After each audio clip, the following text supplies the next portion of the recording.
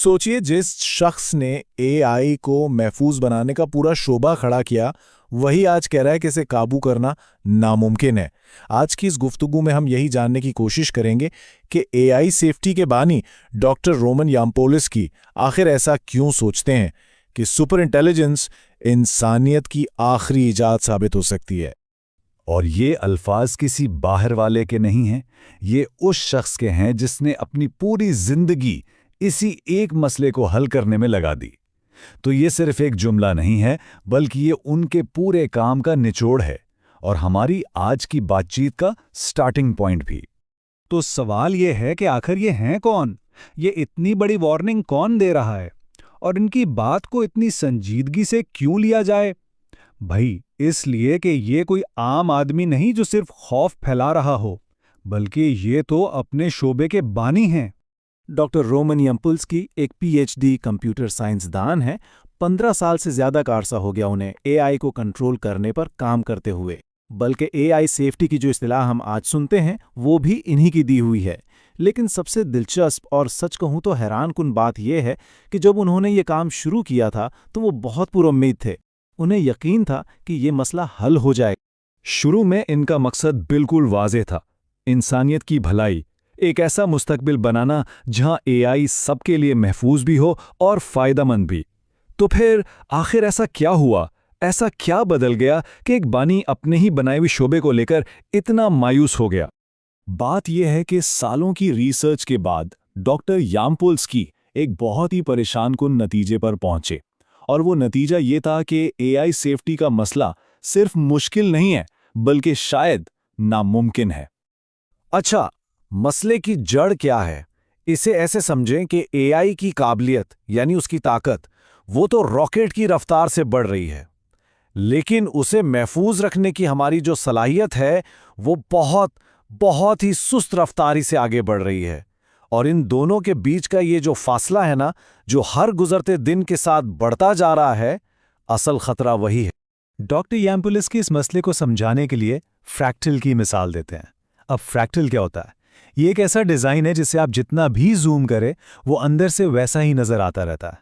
मतलब ये हुआ कि जब आप एआई सेफ्टी का एक मसला हल करने लगते हैं ना, तो उसके अंदर से 10 नए और ज़्यादा मुश्किल मसले निकल आते हैं, और इन 10 को हल करने जाएं तो 100 और निकल आएंगे। ये एक ऐसी भूल भुलैया जिसका कोई एंड ही नज़र नहीं आता। इसी वजह से वो कहते हैं कि आजकल के जो सेफ्टी के तरीके हैं वो बस आर्जी पैच लगाने जैसा है। जैसे किसी कंपनी के रूल्स होते हैं ना, आप जितने मर्जी असूल बना लें, एक चालाक इंसान हमेशा कोई ना कोई लूप होल निकाल ही लेता है। अब ज़रा सोचें, एक सुपर इंटेलिजेंट सिस्टम जो हमसे अरबों गुना ज़्यादा ज़हीन हो, वो इन लूप होल्स को ढूंढने में कितना माहिर होगा। अच्छा, ये तो हो गई थियरी की बात, लेकिन सवाल ये है कि अगर ये जहानत वाकई काबू से बाहर हो गई तो हमारी रोज़मर्रा की ज़िंदगी पर उसका क्या असर पड़ेगा? डॉक्टर याम्पोलिस्की के मुताबिक सबसे पहला और सबसे गहरा जो असर पड़ेगा वो हमारी मईशत और हमारी नौकरियों पर होगा। और जो टाइमलाइन वो बताते हैं वो सच में परेशान करने वाली हैं। वो कहते हैं कि 2027 तक एजीआई यानी इंसानों जैसी जहानत हमारी ज़्यादातर दफ्तरी कामों को खुदकार कर देगी। फिर 2030 तक ह्यूमन रोबोट्स हमारे जिस्मानी काम भी संभाल लेंगे, और 2045 तक हम सिंगुलैरिटी तक पहुंच जाएंगे। सिंगुलैरिटी, ये वो पॉइंट है जब टेक्नोलॉजी की तरक्की इतनी तेज हो जाएगी कि हम इंसान इसे ना तो समझ पाएंगे और ना ही काबू कर पाएंगे। और इस सब का नतीजा बेरोजगारी की शरह 99%, जी हाँ 99%। ये कोई आम मुआशी बहरान नहीं होगा, ये इंसानी मेहनत के पूरे दौर का खात्मा होगा। अच्छा, यहाँ एक बात अक्सर कही जाती है कि लोग नई नौकरियां ढूंढ लेंगे, नई स्किल्स सीख लेंगे, जैसा कि तारीख में हमेशा होता आया है। लेकिन डॉक्टर याम्पोलिस्की कहते हैं कि ये वक्त बिल्कुल मुख्तलिफ है। क्यों?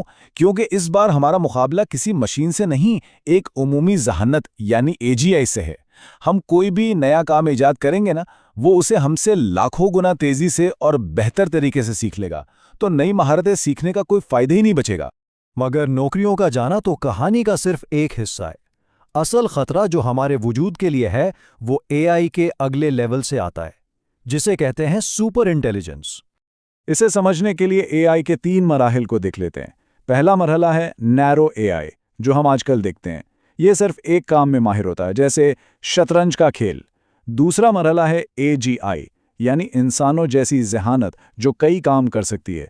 लेकिन आखिरी और सबसे ख़तरनाक स्टेज है सुपर इंटेलिजेंस, मतलब एक ऐसी ज़हानत जो हर शोबे में तमाम इंसानों की मिलीजुली अकल से भी अरबों गुना ज़्यादा तेज़ और बेहतर।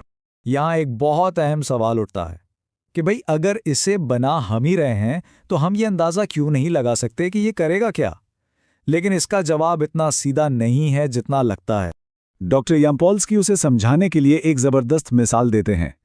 वो कहते हैं, ये बिल्कुल ऐसा है जैसे मेरा पालतू कुत्ता ये समझने की कोशिश करे कि मैं ये गुफ्तगू क्यों कर रहा हूं। ये चीज़ इसकी दुनिया की समझ से बिल्कुल बाहर है। अब सोचें कि हम इंसानों और एक सुपर इंटेलिजेंस के दरमियान ज़हानत का फ़र्क इससे भी कहीं कहीं ज़्यादा होगा। अच्छा, जब इतने बड़े खतरे की बात होती है तो कुछ आम से हल जहन में आते हैं ना, लेकिन क्या वो वाकई काम करेंगे? चलें देखते हैं कि डॉक्टर याम्पोल्स्की के मुताबिक ये आम फहम हल क्यों नाकाम हो जाएंगे। सबसे पहला और सबसे आम सवाल जो हर कोई पूछता है, अगर ये खतरनाक हो जाए तो इसे बस अनप्लग क्यों नहीं कर देते? स्विच ऑफ कर दो, मसला खत्म। मगर ये सोच खतरनाक हद तक सादा है। क्यों?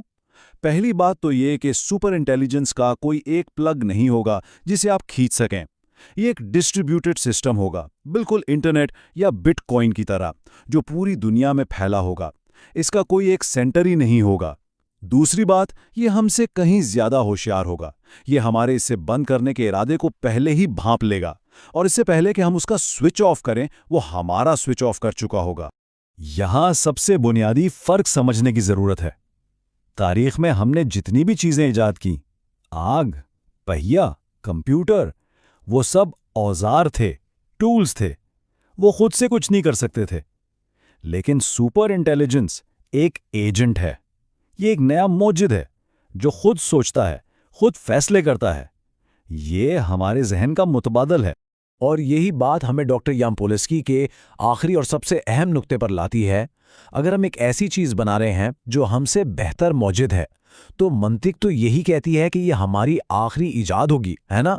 क्योंकि उसके बाद हम नई चीज़ वही बनाएगा। तो अगर एआई सेफ्टी का बानी खुद इतना परेशान है, तो ये सवाल हम सबके लिए है कि हम एक ऐसे मुस्तकबिल की तरफ इतनी तेज़ी से क्यों भाग रहे हैं जिसे शायद हम कभी कंट्रोल ही ना कर सकें।